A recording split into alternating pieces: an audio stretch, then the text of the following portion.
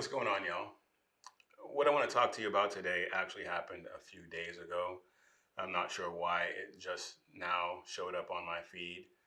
Perhaps because it took place out of state, even though I do follow this person.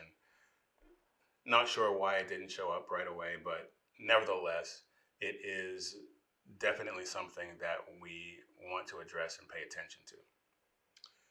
This past Saturday, Arizona gubernatorial candidate Kari Lake conducted what I consider to be a master class in how to answer tough questions on the trail. So let's get after it. One of the last shows I did before I fell ill, I did a segment on Kari Lake and a confrontation that she had with a reporter. I believe the reporter was from Australia, and the confrontation had to do with the Second Amendment.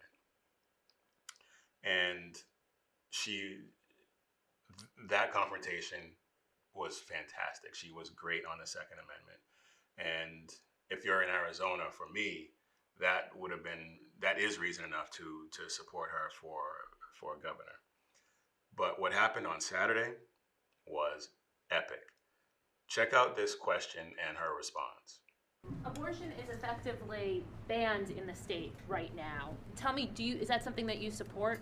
I support saving as many lives as possible. And what I really want to know, and I've been waiting, I tune into you guys all the time. I want to know where Katie Hobbs stands, but I never hear you guys ask her that. I'm pro-life. My plan would be that every woman who walks into an abortion clinic know that there are options out there. They don't have to choose that. There's families who would love to adopt a baby. And right now, the way it's been going, they go in and they only have one option. That's it. Nobody tells them that there's other options. We want to help our women. If they're afraid, we want to help them. We want to give women health care, and I want to help people. But I really challenge you, and I'm happy to get back to you on this, when you find out where Katie Hobbs stands, because let me tell you where she stands. She supports abortion right up until birth and after birth. That's right. She supports if a baby survives a botched abortion, that baby die on a cold metal tray.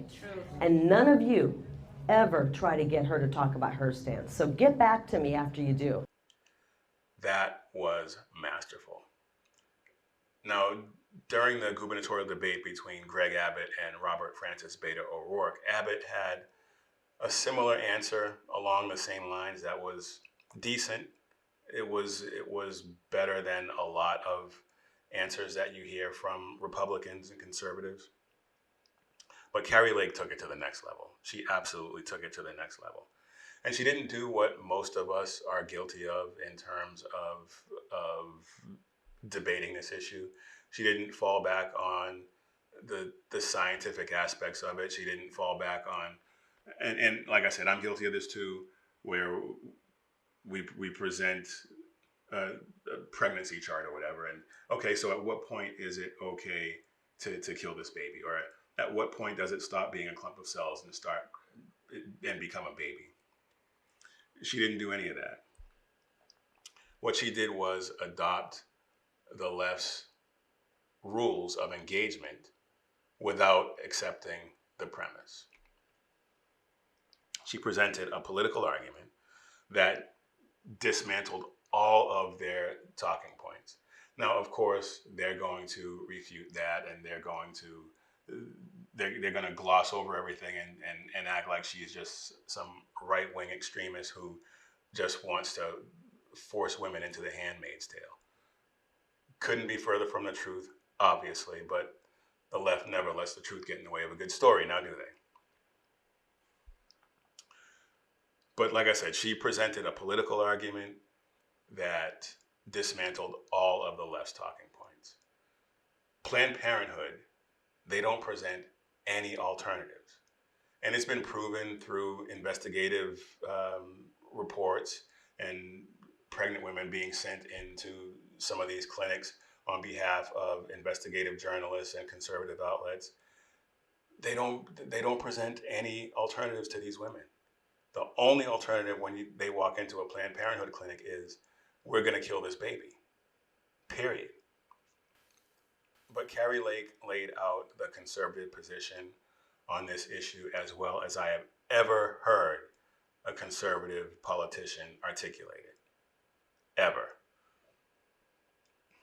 So if she wins in Arizona in November, she will be a rising star in the conservative movement for a long time to come, provided that she governs the way that she has campaigned. And she hasn't given me any reason to suspect that she won't.